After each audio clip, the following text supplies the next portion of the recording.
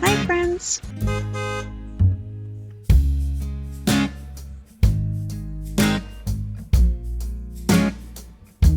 Sixmile Lake is in Georgian Bay, Ontario. One of the great things about Sixmile Lake is how safe and accessible it is. Thanks to new safety features, the drive here is safer than ever. Once you arrive, you'll be surrounded by crystal clear blue waters that are perfect for all sorts of activities. Fishing enthusiasts will love it here, as the lake is home to a variety of fish, including small and largemouth bass, walleye, perch, pickerel, muskellunge, and black crappie.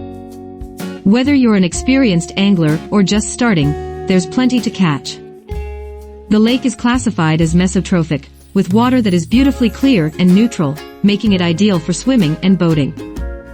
The average water depth ranges from 28 to 35 feet, with some spots reaching as deep as 175 feet near Battleship Island. Access to Sixmile Lake is mostly by road now, though some peninsulas remain only accessible by water. There are fire pumps stationed around the lake to keep our community safe. Sixmile Lake has something for everyone. Enjoy sailing, kayaking, fishing, exploring, snowmobile trails, and making lifelong memories.